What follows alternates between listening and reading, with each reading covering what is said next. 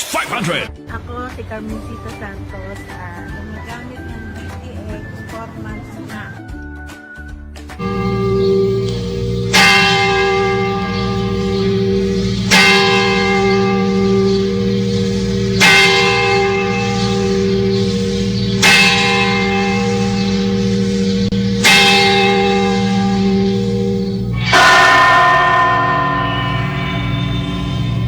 The angel of the Lord declared unto Mary, And she conceived by the Holy Spirit.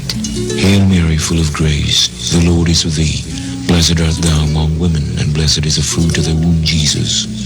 Holy Mary, Mother of God, pray for us sinners now and at the hour of death. Amen. Behold the handmaid of the Lord. Be it done to me according to your word. Hail Mary, full of grace, the Lord is with thee. Blessed art thou among women, and blessed is the fruit of thy womb, Jesus.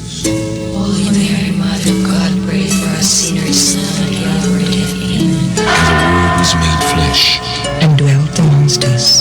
Hail Mary, full of grace, the Lord is with thee. Blessed art thou among women, and blessed is the fruit of thy womb, Jesus. Holy Mary, Mother of God, pray for us sinners now and at the hour of death. Amen. Pray for us, O Holy Mother of God. That we may be made worthy of the promises of Christ. Pour for us, we beseech you, O Lord, your grace into our hearts, that we, to whom the incarnation of Christ, your Son, was made known by the message of an angel, may by his passion and cross be brought to the glory of his resurrection, through the same Christ our Lord. Amen.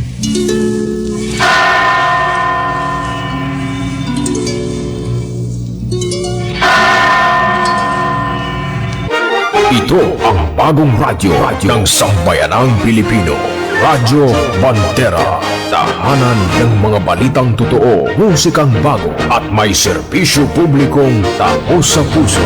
88.7 Radyo Bandera. Iwamagayway ang bandera ng malayang pamamahayag. Bandera Balita ngayon! Radyo Bandera COVID-19 Bandera Bandera Bandera Bandera Balita ngayon! Bandera Balita ngayon! Radyo Bandera COVID-19 Bandera Bandera Bandera Headlines Bandera Balita ngayon! Bandera Bandera Headlines Radyo Bandera COVID-19 Radyo Bandera COVID-19 Bandera Balita ngayon! Radyo Bandera COVID-19 Bandera Balita ngayon! Bandera Balita ngayon! Magandang umaga! Lungsod ng Puerto Princesa, lalawigan ng Palawan. Narito na ang mga nagbabagang balita. Ngayong unang araw sa buwan ng Oktubre 2020. Mga balitang hatid ng pinakarespetado sa news and current affairs sa bansa, ang Bandera Philippines Incorporated at 88.7 Bandera News FM Puerto Princesa, at tayo po ay sabay-sabay na napapakinggan sa buong lalawigan ng Palawan. Napapanood din tayo ng live sa official Facebook page ng Bandera News TV Philippines at sa Channel 4D sa Bandera News TV. Kami ang inyong tagapagbalita. Ako ang inyong isa sa magiging tagapagbalita, Louis La Rosa at Gerald Gales. At ito ang Bandera Balita ngayon. Bandera Balita ngayon! Sa ulo ng ating mga nagbabagang mga balita. Bandera Headlines Community transmission na itala sa lungsod na naman ng Puerto Princesa. Bandera Headlines Laruang binili ng DepEd Palawan para gamiting learning materials overpriced ayon sa pag-aaral ng Commission on Audit. Bandera Headlines Umano'y hindi magandang pagtrato ni Schools Division Superintendent Natividad Bayubay sa ilang mga guro sa lalawigan. Inirereklamo rin Bandera Headlines at Mrs. Nahuli ni Mister na may karelasyong iba.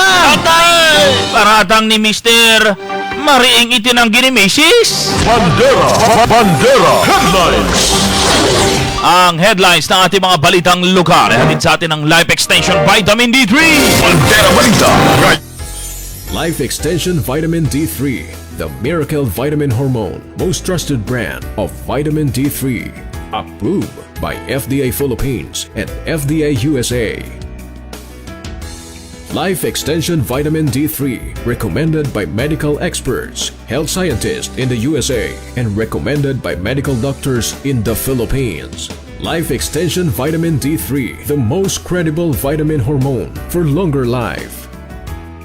And for stroke, cancer, diabetes, heart disease, arthritis, insomnia, hypertension, joint pain, migraine, immune system booster, and calcium balance. Life Extension Vitamin D3 for longer life. For free medical consultation, visit any branch of Life Extension Clinic near you. Stay healthy, live better. Sa detalye ng ating mga balita, Bandera Balita. Ngayon. naitala na ang community naitala na naman naitala ang community transmission ng COVID-19 sa lungsod. Ito naman ang kinumpirma ni Dr. Dean Palangka, ang commander ng City Incident Management Team. Base sa datos, mga kaibigan, tatlo ang bagong nagpositibo sa virus, kung saan ang mga ito ay pawang direct contact ng 23 taong gulang na residente ng Barangay Mandaragat na nagpositibo sa virus kamakailan. Ang mga ito ay kinabibilangan ng isang 23 taong gulang na lalaki, empleyado ito ng isang pribadong power company, at isang 22 taong gulang na babae na nagtatrabaho sa isang department store at napag-alamang pawang mga residente ng Barangay San Jose. Ang mga ito ay kaibigan na nagpositibo sa Barangay Mandaragat, kung saan nagkasama mga ito sa isang pagtitipon sa Hillside Resort. Habang isa naman ay 53 taong gulang na babae na kaanak ng COVID-19 carrier, isang government health worker at residente ng Barangay San Pedro. Samantala, muling ipinaalala ng City IMT na panatiling sundin ang mga minimum health standard kontra COVID-19. Bandera Balita. Ngayon. Nag-swab na po tayo ng mga direct contact ng ating kaso sa Barangay Mandaragat, at ating kinalulungkot na may mga kaso tayo na sabi nga natin ay merong mga dagdag nating kaso na local, hindi sila galing sa labas po ng Puerto Princesa. Ito po ay galing po sa mga direct contact ng Barangay Mandaragat case. Tatlo ang ating bagong kaso. Isang 23 years old na male. Siya ay working sa isang private power company. Siya po ay nakatira sa Barangay San Jose. At sabi nga natin yung kanyang symptoms, wala po siyang nararamdaman, wala pong sintomas ni lagnat o ubo, wala po yun. Ang connection po niya sa ating unang kaso po sa Barangay Mandaragat ay magkasama po sila maghapon sa isang pagtitipon ng kanilang mga kaibigan doon po sa Hillside Resort noong September 20. Okay? Ang pangalawa nating kaso, isang 22 years old na female, at siya ay nagtatrabaho sa isang department store. Siya po ay nakatira rin sa Barangay San Jose. Siya po ay walang nararamdaman, o ang tawag natin ay asymptomatic. Ang connection din po ay parehas lang po.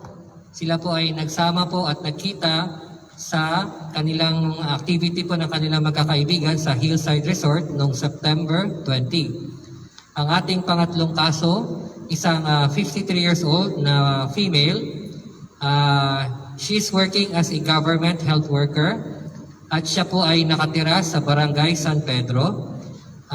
Ang connection lang po niya ay siya po ay isa po sa mga family member ng ating unang nagkaroon ng COVID sa Barangay Mandaragat.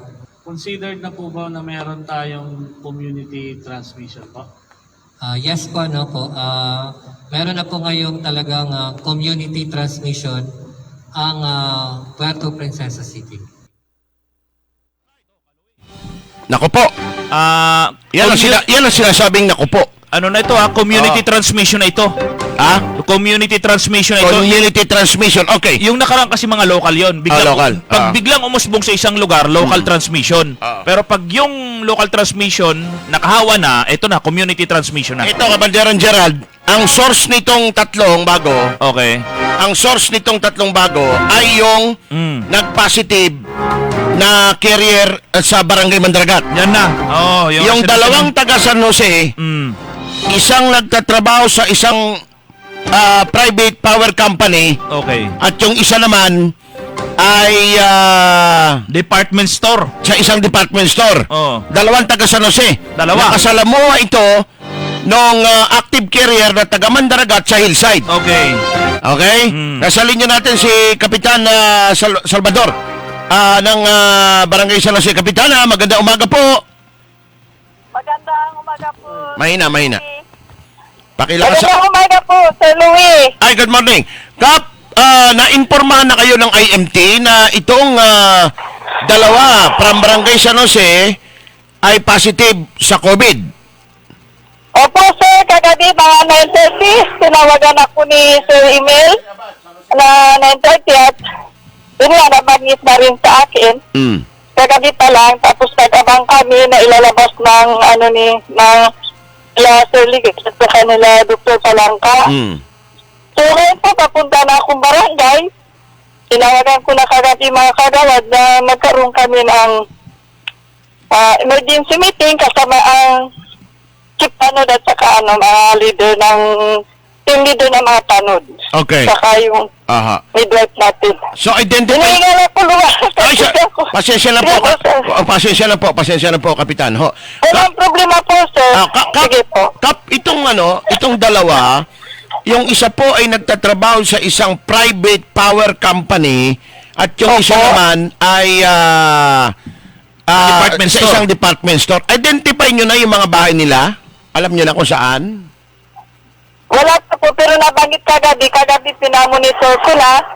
Sinabi naman ni Sir Emil na kukunin yung mga kapamilya ng ambulance.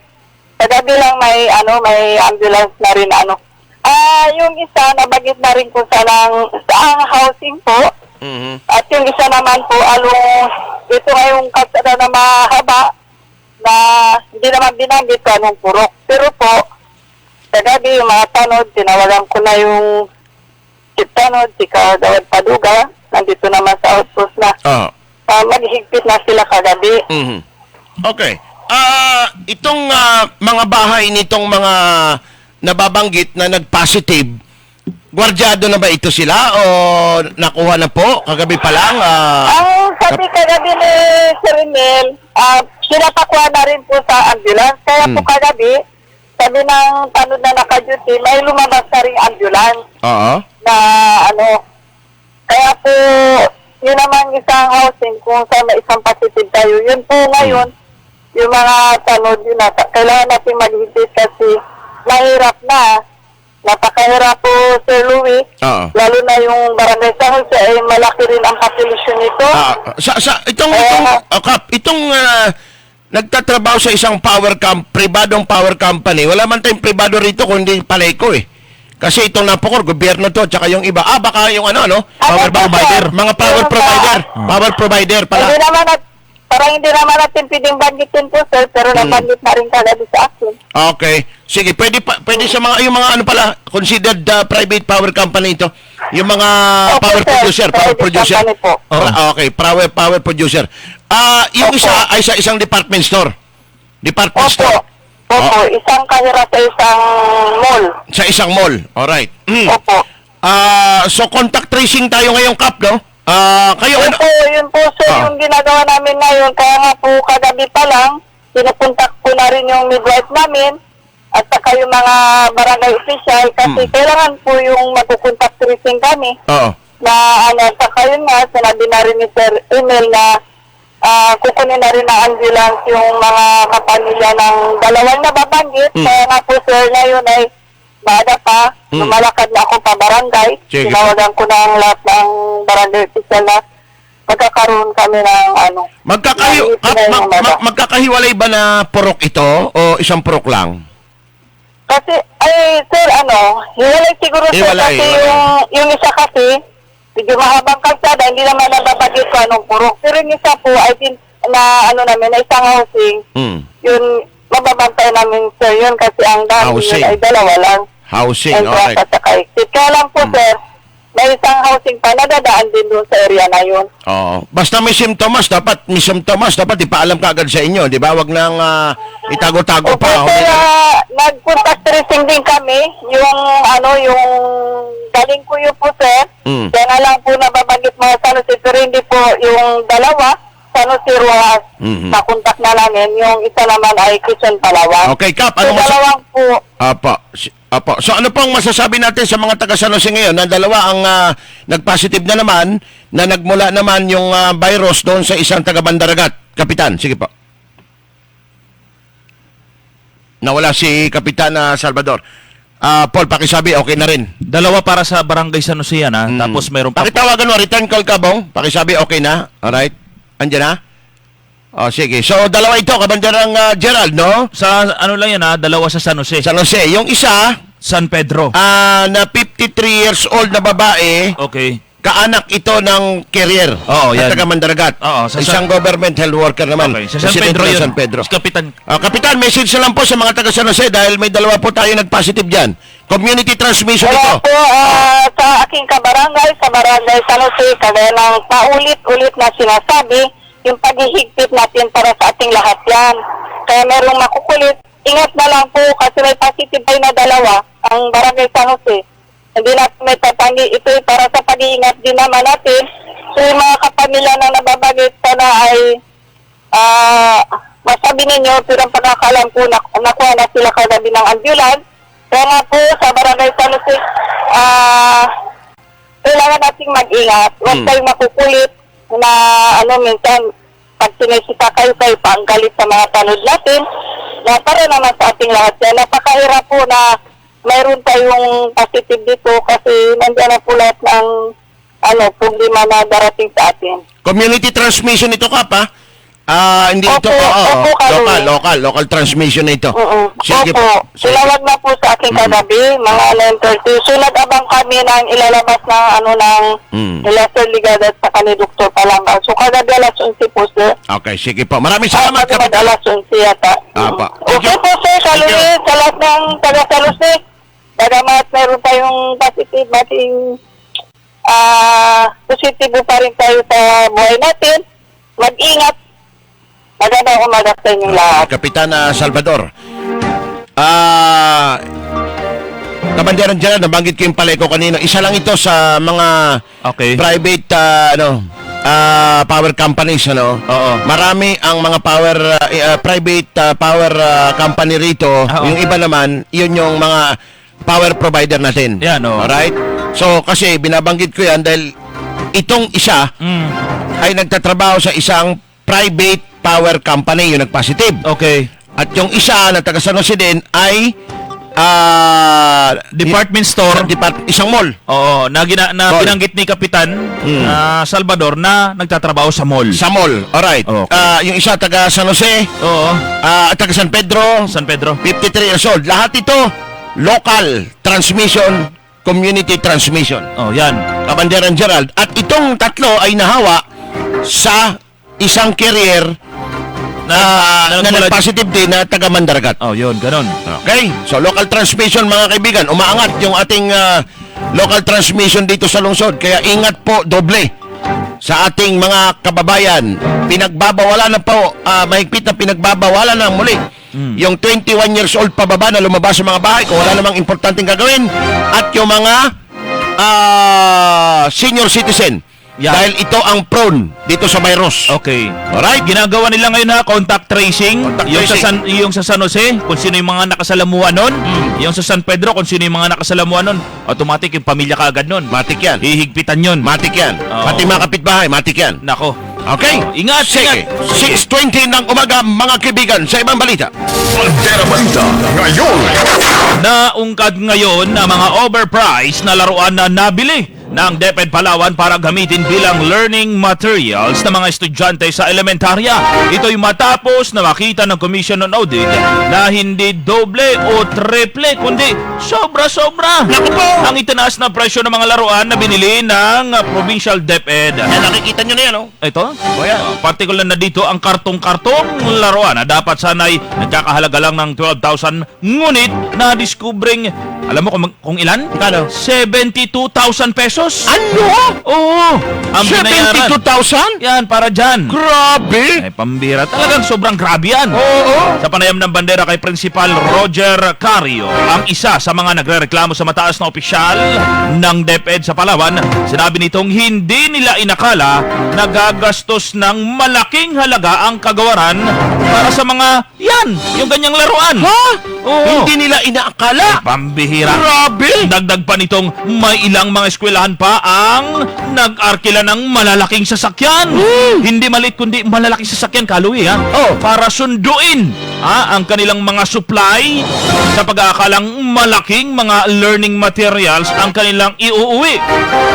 Hindi naman maitago na mga ito ang pagkadismaya, kaya't isa lamang ito sa reklamo ng mga guro at principal laban kay School Division Superintendent Natividad Bayubay. Bandera Balita ngayon. Ang Kaluwi, laruan yan, mga plastic na ano. Laruan? Pang elementar yan. Anong klase? Ano yan? Traktakan? Yung mga ganyan, Kaluwi, yung mga ganyan na akala mo, ano, tapos gastusan mo na ganyan mong kalaking halaga sa mantala. Traktakan? Ano ba nun? Parang laruan yan. Laruan? yan na ang pagkasabi ay 12,000, pero nung nagbayaran na, may record naman nakalagay dyan, tumaas na masyado, kaya yung mga schools na involved yan na sinasabi ay kukunin na yung supply nila at nagdala ng malaking sasakyan kasi siyempre 60,000, malaking halaga. Pero nung pumunta na sila at kinuha na yung item, kaluwag pa sa isang tricycle lang. Malaking Kaya yung iba, ay may mga wheelchair pa dyan nakalagay. Akala ng iba talagang totoong wheelchair. Yung pala, ano, yung 3 inches lang ang laki siguro, mga ganyan. Kaya nadismaya sila, nagdala ng truck. Yung pala, maluwag lang sa isang tricycle. Wheelchair. May nakalagay na wheelchair. Yung parang laruang wheelchair. Ayun. Naku. Kaya ang iba naman, nagsabi talaga ng wheelchair kasi sa laki ng halaga, pwede. Hindi. Kung ang 72,000, kung 72,000 each, halimbawa wheelchair, mga dalawang wheelchair na yun, baka tatlo pa nga. Yung totoong wheelchair, ha? Yung totoong wheelchair. Mr. Cario, kabanderang Gerald, isa doon sa nagpaabot ng reklamo Okay. sa presidential, sa PACC. Okay. At through Governor Alvarez, kabanderang Gerald. At itong mga laruan na ito, Mamahal. nakita mo ngayon mga laruan, itong mga laruan na ina-acquire natin Lego? sa ilang mga guro Okay. na naka-avail nitong ano na ito, nitong mga laruan na ito. Okay? Ngayon, Kabanderang Gerald, sa COA audit report, ito nagkakahalaga lang ng dapat ng 12,000. Pero kahit 12,000, mahal pa rin eh. Di ba? At lumalabas daw doon sa COA audit report, from 12,000 naiakyat sa 72,000. Pambihira. Yung mga laruan na yan. Ano? Ito mga laro na ito parang Lego ito. Yung Lego, meron ka bang ano yan? Nakalaro ka na ba yan? Wala eh. Hindi, yung sa akin kasi yung ano, yung Rambo na binilog. Ha? Yung Rambo na ano, Rambo na chinelas, binilog. Tapos ginagawang ano, kariton. Mga ganun laruan ko Rambo na dati. binilog, kariton. Yung Chinelas. yun! Oh, di ba? Nakalaro din ako dyan. Chinelas, Spartan, di ba? Spartan. Tapos lalagyan mo ng gulong. Gulong. Tapos Gulong na ano din, na goma. Oh, tapos buho. Tapos buho, tapos yan. lalagyan mo ng, yun, pwede mo nang i-modify yun. Pwede mong gawing truck o kotse. Karang- Kasi hinihila eh. Oh, yan. Hinihila. Ganun mga laruan natin. Oh, mga Ngayon, pero ito, Lego. yan mga Lego. Yan oh. Di ba? Oo. Chinik natin yan sa Google. Google. Sa Magkano? Facebook. Magkano? Hindi abot ng 12,000 isang ewan ko lang kung isang karton ba yan o ano. Mga 300 lang eh. Makakabili ka ng mga ganyan Oo eh. At saka, yung 12, medyo baka kaya mo pang i-justify yan ni Bayubay eh. Oo. Pero yung 72, my God. Grabe Diba? naman nun. Napakamahal. Oo, Baka- 72,000 worth. Grabe. Baka malaking Lego to. Mga kasing laki ng tao. Ha? Hindi kaya ano yan, may palamang konting silver o ginto sa loob. Bihira. Yung mga Lego na yan. Yan ba yung hiwa-hiwala yan, di ba? Oh, yan. Ngayon, bubuo-buuhin mo. Halimbawa, gusto mo elepante, Oh, yan. gusto mo bahay. Ayun, may pattern sila oh. Oh, yan, may pattern. Oh, yan, Oh. gagawin mo. Ang bihira ito. Gagamitin itong ganitong mga laruan sa elementary. Oh, hindi mo gagastusan ng ganyan. Bawat teacher, Ayun, oh. bebenta mo ng ganyan. Ilang milyon yan, Kabanderan Gerald. Laruan to ng Sa mga... panahon ngayon, ano bang pakinabang ng mga yan dito sa nagaganap na pandemic natin? Mas maganda pa kung mga Oh. tablet yan. Oh. Di ba? Tablet o ano pa man, di ba? Maganda tablet. Kaysa Oo. naman ganito, ito laruan to ng mga kinder. At saka ano to? Pang kinder yan. Kahapon, pinapunta natin si Kabanderang Paul Okay. sa Office of the Provincial DepEd Superintendent para hinga ng paliwanag si Miss Bayubay. Oh. Doon pa lang sa gwardiya, ano sabi sa'yo? Ano sabi sa... Ano sabi sa'yo ng gwardiya? Hindi raw, Harang na ang kagad. sinasabi, parang inusgahan na raw siya, kaya, Oo. sa ibang, lang siya magpapaliwanag. Hindi kaya Sa nga. ibang pagkakataon. Oo. Kabanderan Gerald. Pero, Yun na sana pagkakataon yun ang sana eh. pagkakataon para liwanagin niya yung kanyang panig. At gusto nating makita, sabi ko kay Paul, Oo. puntaan mo yung opisina, tingnan mo yung sinasabing magarbong pamumuhay na gamit ang opisina ng DepEd, ng Provincial DepEd, Kabanderan Gerald, at Oo. yan ay pondo ng gobyerno, Yan. kuryente ng gobyerno, Oo. at dyan nakatira si Natividad Bayubay, Ha? dyan sa, pakita mo nga yung Doon yung na- opisina, di ba, pumunta ka doon kahapon? Doon na mismo, nakatira. Doon na raw mismo, ayan, yung opisina, hindi yata nakapasok. Wala. Paul. Ayun, nakita mo, may laruan, Ayun, Ayan, parang may laruan laruan. nyo. Yun sa baba, tingnan mo. Ano, laruan ni... Yan, parang, yan yung opisina niya. Oo. May source si Paul dyan na pinicturean, may nagme-meeting eh. Oo. Gusto sana nating tingnan, yung sinasabi na, ano ba yung maranyang pamumuhay ni Natividad Bayubay sa kanyang opisina? Dapat nagpapapasok yun sa loob. Di ba? Para ako halimbawa si Bayubay. O sige, Opisina yan. hindi totoo yung sinasabi yung mga kwento na yan. Oo. Pasok ka sa opisina ko, tingnan mo kung Yan. saan ako natutulog. Tingnan mo kung ano yung Oo. maranyang pamumuhay ko na ginagawa sa opisina ko Yan. ng mga sumbong nila. Tignan mo, wala ditong electric pan, walang Oo. rice cooker dito, Oo. walang, mga ganun, di ba? Wala dito yung sabing... Kaya nga, kaya lang, yung pagkakataon na binibigay natin sa kanya, Oo. ay hindi niya tinanggap. Oo. So, wala tayong magagawa dito, Miss Natividad Bayubay. May papaliwanag niya sa... Wala kami magagawa para sa iyo dito. Kung hindi talakayin ito at kung ayaw mo sumagot, wala tayong magagawa. Dahil pinagbibigyan ka namin kahapon, si Paul ay nagpunta dyan sa opisina mo para kunan yung opisina mo kung talagang may maranyang pamumuhay ka dyan at kunin yung panig mo. Yan. Ma'am Bayubay, pagkakataon mo na sana yun na may paliwanag kung bakit 72,000 pesos yung halaga ng mga laruan. At hindi lang yan. Ano Base pa? sa COA audit report, meron pang mga unliquidated. Ha? Unliquidated cash advances. Aroy! Merong nagkakahalaga ng 1 billion, merong 13 million. Naku po, may grabe. mga ganon, Kabanderan Gerald. At alam mo ba? Napakalaking halaga. At alam mo ba, itong si Natividad Bayubay, Yan, Ben? sinisingil doon sa kanilang online seminar Okay. ng 4,500 per teacher. Kaya 11,000 teachers ito. Kada teacher, sinisingir ng 4,000 pesos. Tapos Kanilang binabawa seminar. sa kanilang MOE. Nagulat yung mga teacher. Ay, Kala saan nila mapu- libre. Saan mapupunta yun? Ay, iwan ko Diba? kay Natividad Bayubay, yan ang tinitingnan. Kaya, ang sabi ni Mr. Carrio, di ba? Alam mo, itong si Miss Natividad Bayubay, sa kanyang pinanggalingang mga probinsya, Okay. sa kanyang pinanggalingang mga syudad, Oo. paborito siyang talakayin ng mga media. Ganon? Oo, dito sa, ano to? Sa isang national news, Oo. national network, network, sa isang local network pala, Okay. sa isang probinsya, Oo. tinatalakay din siya. Oo, Ito, hirami natin yung clip ng pagtalakay ng ang mga isyo kay Miss Natividad Bayubay sa kanyang mga pinanggalingang mga syudad. Ito, panoorin po ninyo. Inalagyan natin ito, ha? Panoorin natin. Paborito siyang pag-usapan dahil sa mga, tinan nyo ito, pakinggan nyo ito. Doon sa ilang mga pinanggaling. Medyo mukhang sila ay takot. Okay, unahin natin si Miss Natividad Bayubay ay napunta ng Zamboanga, Sibugay. Siya ay mula sa Kalinga, no? Okay. Ito pa lang Natividad Bayubay na ito ay inappoint ng kanyang sariling ina na SDS ng Kalinga Division. Pero ito ay dinisapprove ng Civil Service Commission ng CAR, Cordillera Administrative Region. So, siyempre naman, nanay mo ba naman ang nag-appoint sa'yo bilang SDS? Oo, ang lakas, no? Sa iyan ang kasabihan, attorney, love your own. Oo, love your own. Pero kung mayroong conflict of interest at the same time, delikadesa na lang na sana kung anak mo, wag mo nang i-appoint na ikaw na ina, ikaw mismo mag-appoint sarili mong anak, hayaan mo na lang yung ibang tao na makita ang kagalingan ng iyong anak para sila ang mag-appoint, no? Para walang issue. Okay. Exactly. Tama yan. At ito po yung mga complaints po ng kaguruan sa Zamboanga, Sibugay. Unang-una, mayroon silang letter na dated March 1, 2018.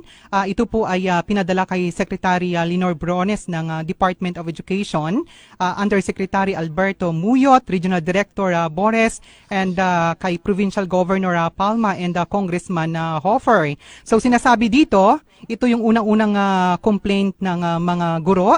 She has always been outside of the country, leaving the division unattended. If she is in her station, she seldom reports to her office. So dapat ito ay may pagkukulang pa. Oo, may pagkukulang at dapat dito ay medyo siguro ila-lifestyle check natin itong si SDS Natividad Bayubay. Ay lagi pala ito'y nasa abroad, At syempre titingnan natin kung doon sa lifestyle check natin kung totoo ba o kaya peke yung kanyang suot na Hermes belt. So doon natin malalaman yon. At pangalawa, ito na. It has been her habit of bullying, mocking, embarrassing, and intimidating her vulnerable subordinates. Ito yung mga teachers and staff niya, na ayon sa reklamo ay si SDS Natividad Bayubay ay pinapahiya ang kanyang principal at school head. Dapat yan sa DepEd Oo, dapat ito ay marinig ng pamunuan ng Department of Education, Alam natin si DepEd Natividad Bayubay ay huli na lang. Okay. Ito ay OIC, SDS Natividad Bayubay, ito yung humihingi ng Hilux na service car sa LGU sa mga mayor ng Zamboanga, Sibugay. Oo, dahil daw kailangan niya para siya ay umikot sa buong Zamboanga, Sibugay ay bawal po yan sa DILG ang paghingi ng Mga kaibigan, ayan iniram natin isang news item, commentary siya, Zamboanga, Sibugay. Zamboanga, Sibugay. Madalas daw humingi ito ng service vehicle sa mga mayor. Hilux? Hilux, At madalas di umano, si Natividad Bayubay sa kanyang pinanggalingang lugar dyan sa may Zamboanga, Sibugay, na nireklamo din siya ng mga guro dahil siya ay madalas bumibiyahe sa ibang bansa at iniiwanan niyang kanyang opisina. Naku po. Para kung titingnan mo, humingi ng Hilux sa mga mayor, pupunta ng ibang bansa, maluho. Oo nga, Maluho si Natividad Bayubay. At pagkatapos, ito pa. Ano pa? Madalas niyang binubuli yung mga guro sa mga meeting. Dito sa atin, sa nakaranas mga yan. pinanggalingan niya, dyan sa Zamboanga, Sibugay, ganun din ang ginagawa niya. Ganun din. Tapos dito, ganito rin Kung ginawa niya. matatandaan mo kahapon, mayroong reklamo si Mr. Carrio. At sinasabi niya na mayroong yung mga kuyunin. Yung mga kuyunin na mga guro. At isa rito, na kuyunin na guro, kuyunon, Kabandaran Gerald, ay binuli niya rin. Binuli niya? Oo. Yung guro na kuyunon. Kaya nga, so yung mga pinanggalingan niyang mga lugar, ay yun din ang mga reklamo dito sa Palawan.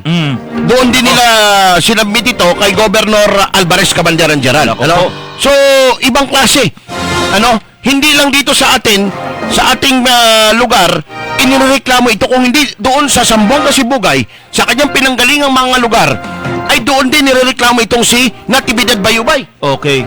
Hindi ba siya nakasuhan doon sa mga lugar na yon? Ay, hindi natin alam, Kabandaran Gerald. Pero, ang mga reklamo, halos pare-parehas. Pare-pareho yan. Pero dito, ewan ko lang kung itong si Natividad Bayubay bilang Schools Division Superintendent dito sa ating lalawigan, kung nanghingi ng Hilux. Okay. Sa mga mayor o sa mga gobernador, di natin alam yun. Oh, doon sa pinanggalingan, meron. Nangihingi daw siya dahil kailangan daw sa trabaho niya.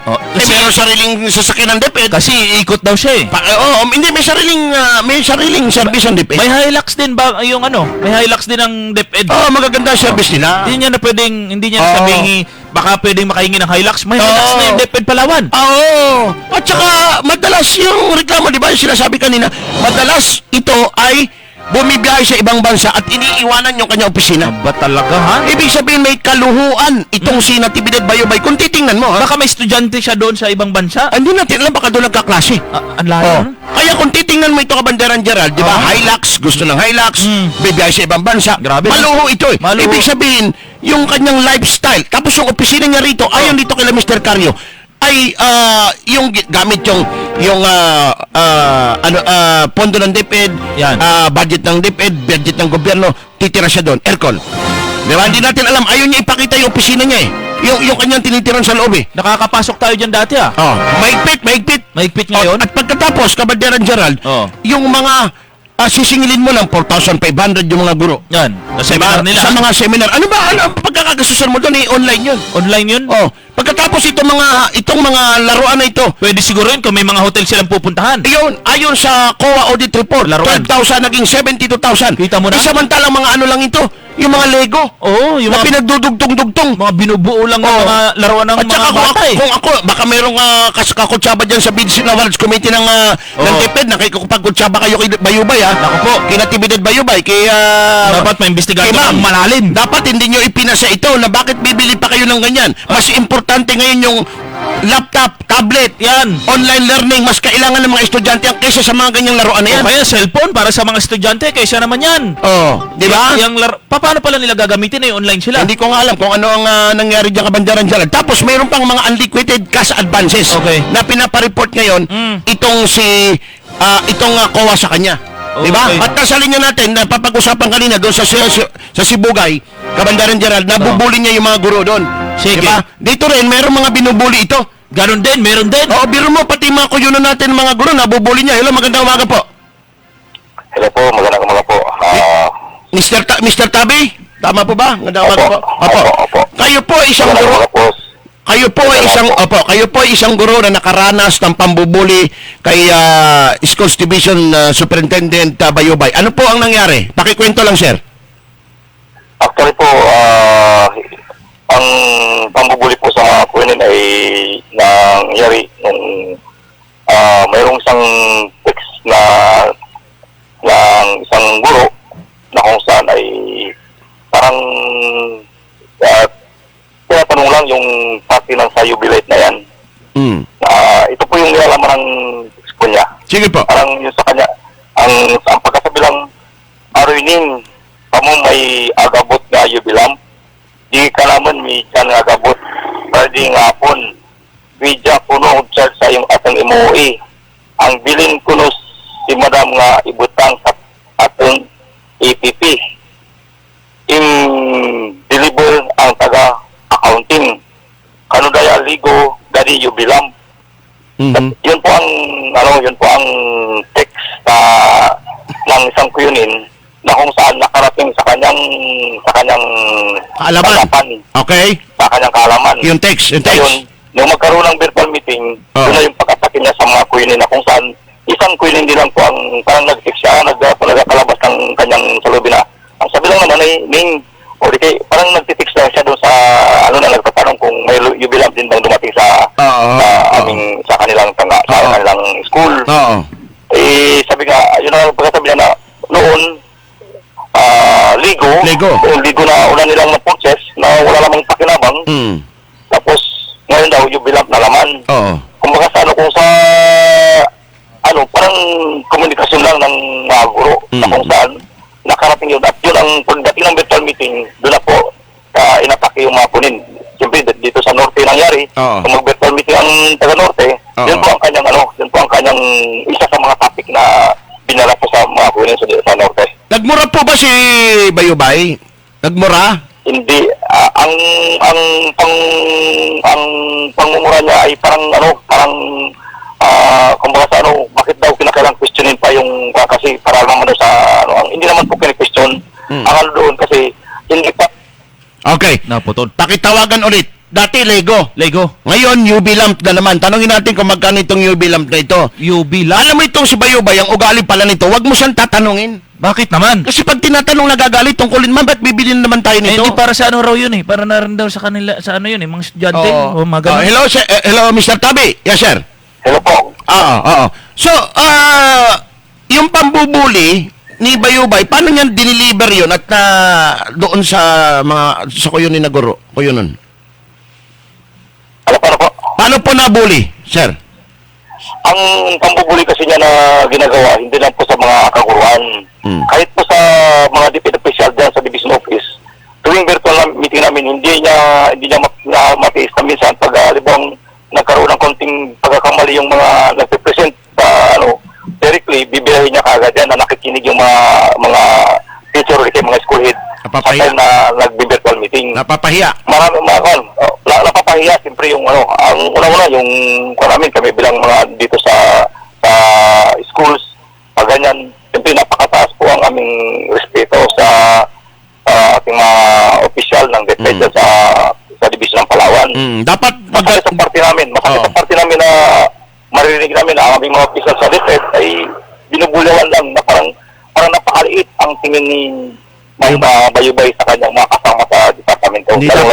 Dapat sa mga taga-Palawan. Dapat nga i-uplift niya yung mga guro natin dahil pagod na pagod yung mga yan. Lalo nga yung problema natin ng pandemic Opo. Yun po ang naranasan namin tuwing virtual meeting sa mga school head. Okay. Sir, yung UV lamp, magkano ito? Ang UV lamp, sa mga nakauna ng nagbayad ay nasa 3,800. 3,000? 3,800 at doon po nagbabayad sa accounting. Para saan itong UV lamp na ito? Ang pagkasabi para gamitin daw sa pag-disinfect ng mga modules. Disinfect ng mga modules? Ang disinfect daw sa mga modules. E paano nga yun? Yung iba paano kung walang kuryente sa kanila, paano nila magamit ang UV lamp na yan? Teka muna, disinfect ng mga... Mayroon ka bang sample dyan na pwedeng ipadala sa amin? Kasi pag UV lamp, ilaw to ilaw, di ba? Ginagamitan ng kuryente, paano magdi-disinfect doon sa modules? Itatapat mo sa ilaw, disinfect na agad? Ang gagawin daw ay ilagay doon sa mayroon kami nakalaan na disinfection room na kung saan doon ilalagay, tapos ang module doon ilalapag sa at doon ay i-switch ng UV lamp na yun. Wala. Kanilang paliwanag. Tapos iiwanan doon. Wala, racket ito ni Bayubay. Alam mo, disinfection sa mga modules, gagamit ka ng ilaw, kuryente o ano? Paano yun? Yun po ang... Isa-isain mo yung mga... Yun po ang kanyang purpose. Hindi man natin ginagamit pa rin kung magpupurchase, halimbawa, kung nagsabi lang siya na magpurchase sa ibang hindi aabutin ng ganung presyo. Oo nga. Nagtatanong din kami kung aabutin ng UV lamp. Ang UV lamp, isang piraso lang ito, 3,000. Isang piraso. Isang piraso po, 3,800 ang... Pero yun mo yan. Sa tingin ko lang yung UV lamp niya, wala pang 1,000 yan di ba, magkakanbas ako, papadala mo ako ng mga picture na naka-purchase na, ha? Para malaman natin, kalokohan niya. May mga nakabili na ba? May mga teacher na bumili? Itong UV lamp na ito? Mayroon po sa mga schools po pinadala po. Bumibili na lang sila para hindi din sa pagalitan. Kasi pag hindi ka bumili, baka pagalitan ka, ilipat ka kung saan. Hindi, actually, ang UV lamp na yan, kaya nabinbin yung namin ang imuwi. Isa yun sa mga dahilan na dapat ipasok na sa EPP. Pinaulit kami lahat ng mga dokumento namin para lang ipasok ang UV lamp na sa aming EPP. Kaya, kung titihan po natin, kung mamamonitor po natin ang imuwi ng mga paralan ngayon, halos first and second quarter pa lang ang nai-release. Kasi dahil sa ulit-ulit na pinapagawa ng EPP, WFP, may pasok lang yung UV lamp na yan at saka yung ibig sabihin, alcohol dispenser. Ibabawas sa MOOE ninyo yung UV lamp. Ibabawas. Doon po i-charge sa MOOE. Okay. So para automatic, bago dumating sa inyo, bawas na. Kaya pag dito sa accounting, kung may kausap siya dyan, sa accounting, bago dumating sa inyo, sa mga division, bawas na yung UV lamp. O halimbawa yung Lego, ibabawas na nila, o yung UV lamp, ibabawas na nila. Kaya tumatagal dito sa accounting. Dahil, halimbawa, sa isang division, o ibawas mo yung kay Mr. Tabi, 2 UV lamp, ibawas mo na dito yan. pagdating dyan, kulang na. Ibig sabihin, babas na yung UV lamp. Ganon. Hindi po. Bali, pagka kuha mo ng MOA, babayaran mo puro sa accounting. Sa kanila mismo kasi ang bibigay mo sa kanila. Babayaran mo doon sa accounting. Hindi ba bawas? Hindi ko babayad sa kanila. Pero anyway, masyado siyang mahal, ano? Ngayon, yung balik tayo sa pambubuli, anong masasabi mo sa mga kababayan natin, sa mga guro? Ito parang si Bayubay, sa pinanggalingan niya doon sa Sibugay, Zamboanga, may ganyan ding mga reklamo. Masyadong maluho, ano? Sa kanyang mga binibili, sa trabaho, sa ano. Ano masasabi po ninyo, Mr. Tabi, sa mga kapwa niyo guro at sa mga kababayan natin sa usaping ito? Sa akin po, napaka-stress na po ang mga kaguruan. Hindi lang po ang mga kaguruan, kundi ang mga opisyal ng Visit Palawan. Yung may mga supervisor ay mga na rin, stress na rin sa nangyayari na panggigipit at ng mga report. Ang pinapapabigay sa aming report, ipopost ngayon, bukas, deadline. Wala pong halos gawin kaming mga robot na sa kabila ng pandemya, sa kabila ng mga lalika, naghahanap pa ng pondo para lang makapag-alikom ng pera para pambili ng mga bandpaper na yan para mag-print ng modules. Kadagdagan pa ang stress na maramdaman mo kasi nga dahil dun sa mga ginagawa niya dito sa atin sa Palawan. Kaming mga guro, ramdam po namin ang halos kapalmukan na lang kami sa mga tao para maghingi o maghingi ng donasyon para lang makapag-print kami ng module.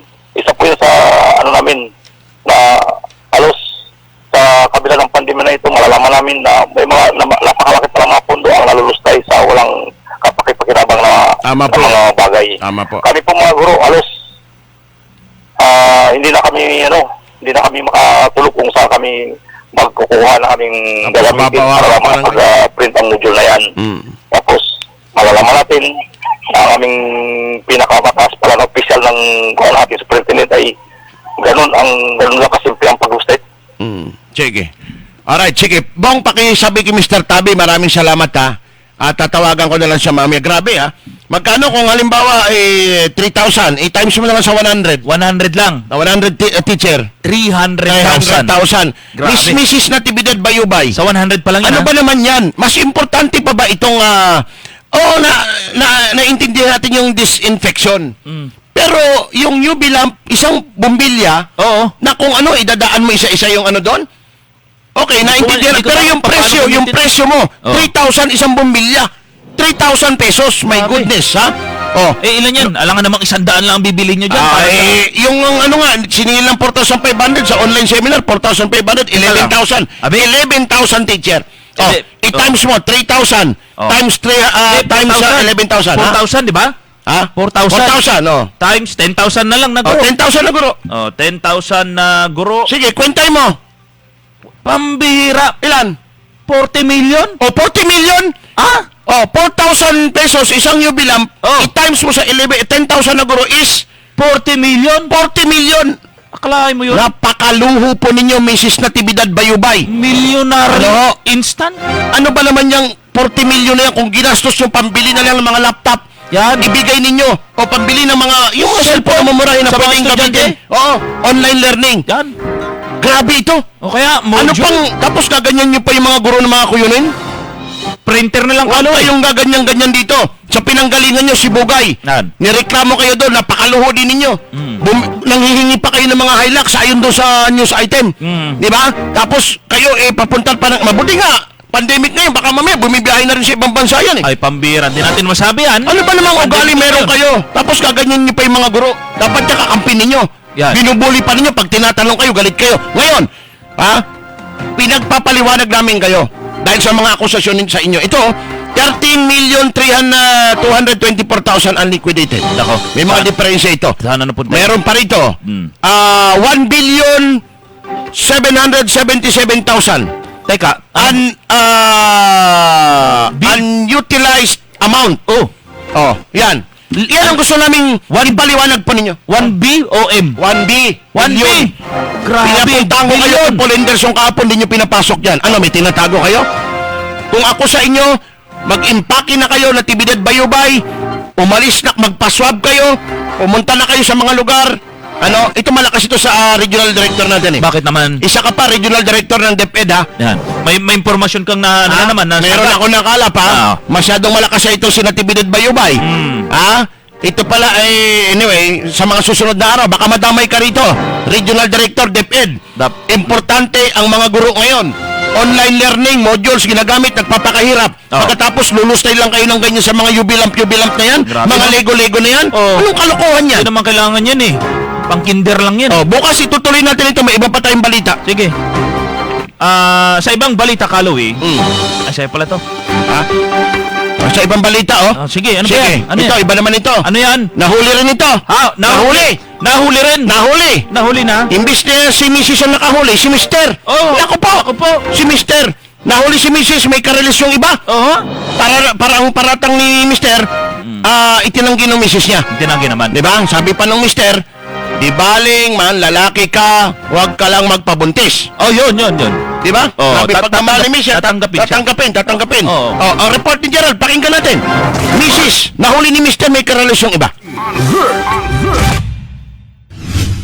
Basta driver, sweet lover. Ito ang pinatunayan ng isang tricycle driver nang siya'y iwan at ipagpalit ng kanyang misis sa isang security guard. Sabi ni Isaac Moral, kaya niyang tanggaping muli ang kanyang misis kahit pa ito'y nalaman niyang may ibang lalaking karelasyon. Rona, sabi magbabago ka na. Pero ilang beses mo akong niloko. 3 beses mo akong niloko pero pinagbigyan pa rin kita. Nakapagsabi ako sa'yo ng masakit dahil sa ginawa mo masakit paulit-ulit mo akong niloloko. Pero kahit ganyan maginawa mo, pinatawad kita. Noong una, duda lang si Isaac dahil kahit hating gabi na, bakbak pa rin sa kakachat si Rona Indrigo Moral at Indiano raw ang kachat nito. Sa madaling araw po, may mga kachat sa mga Indiano. Pero sabi ni Mrs., hindi raw ito totoo. Rona, may kachat ka raw madaling araw, Indiano eh. Wala po, sinungaling yun siya. Sinungaling ka raw o ano? Isaac, wala raw eh. Nabasa ko sir, may I love you pa nga. May I love you pa raw ano? Rona, sino ba yun? Yung ano mo, kachat mo nung gabi? Bakit yung nag-reply kasi andyan sa'yo yung cellphone. Matagal ko na sa'yo binalik. Nag-away ang mag-asawa. Umalis si Mrs. ng bahay. Buwan ang lumipas, muli itong bumalik. Nagkaayos, araw lang ang lumipas, hindi na naman nagkasundo ang dalawa. Namamasada si Isaac. Nagpaalam si Mrs. na bibili ng gamot pero hindi na ito bumalik sa kanya hanggang ngayon. Sa tulong ng kaibigan, muling nagkita ang dalawa. Nakuha ni Mr. ang cellphone ni Mrs. at dito niya na nakita ang laman ng cellphone. Gumimbal ang larawan ng kanyang Mrs. na may lalaking kasama. At ang masakit pa dito, mukhang nasa kwarto ang dalawa. Walang damit ang lalaki at nakahalik ito sa pisngi ng kanyang Mrs. Pero mas lalo pang nanlumo si Isaac nang makita at mabasa niya ang chat ni Mrs. at ang sinasabing kalaguyo nito na nag-aalala si Mrs. na baka siya'y buntis. Hindi kay Isaac kundi sa ibang lalaki. Nakilala ni Isaac ang lalaki sa pangalang Jason De Los Santos. Paano mo nakilala at nabigyan ng pangalan? Kasi nagsabi po sa akin si Apple Molano. Oo. Taga-Taytay din po. Kasama niya pong guardia yun sa Tagboros. Oo. Ano ang pagkasabi niya sa iyo? Sabi niya sa akin, puntahan natin sa boarding house ni Jason De Los Santos. Oo. Itinanggi ni Rona na may relasyon sila ni Jason at sinabing hindi niya na raw matandaan ng larawan na kung titignan ay sweet sila ni Jason. Hindi ko po alam, matagal na yan. Saka yung conversation po na yan, yung unang account ko, hindi ako yung gumamit niyan, iba yung nagagamit niyan. May mga picture dito. Yung mga picture dito, masasabi ko na hindi normal yung mga picture ninyo. May mga nakakisya sa'yo.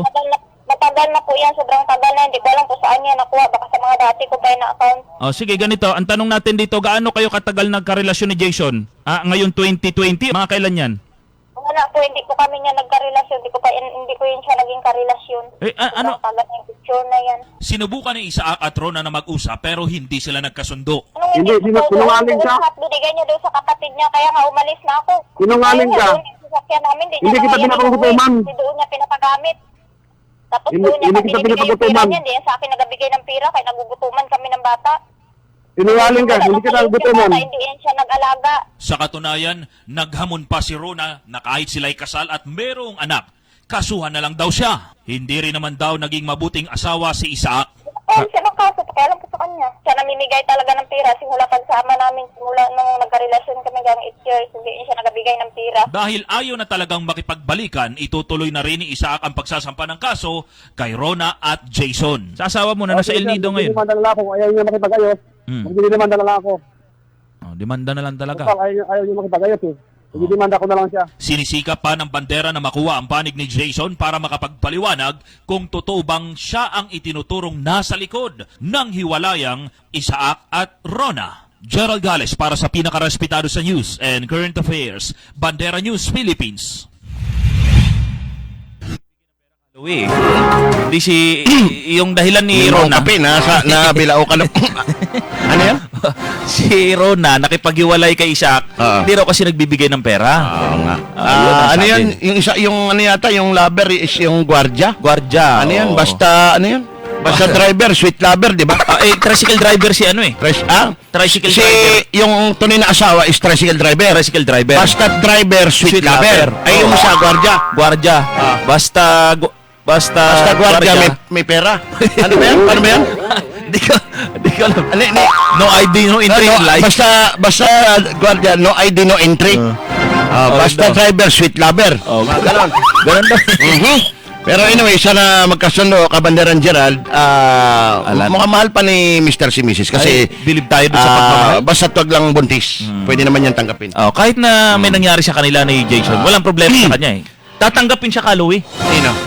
Sino? Tatanggapin ni Isaac. Ha? Tatanggapin ni Isaac? No, sige. si Mrs. Okay. Ikaw ba? Ay, sige, wag na. Ako na naman ang tatanungin mo eh. Sige, bakit hindi tatanungin mo sarili mo kaya? Okay, Bong. Ako na laging sinasangkalan mo eh. Ubus na pala oras At natin. mga kabandera, yun ang kaliputin ka muna. Ang Puerto Princesa ha. 34 tayo, mga 24 sa Coron. Nako po. 91 tayo sa buong Palawan. Ingat mga kabandera, local transmission sa Puerto. Mga kabandera, yun ang kalipunan ng mga nagbabagang balita ngayong araw na ito. Unang araw sa buwan ng Oktubre. Bukas na lang kami awit. Sige, bukas. Bukas. Sige. Mula dito sa Bulwagang Pambalitaan ng Radyo Bandera Sabay na papakinggan sa buong lalawigan ng Palawan. Abangan ang susunod na pagbabalita. Kami ang inyo naging tagapagbalita. Ako ang inyong lingkod, Kaloy Larasa. At Gerald Gales. Ito ang Bandera Balita ngayon. Radyo Bandera COVID-19 on 98.7.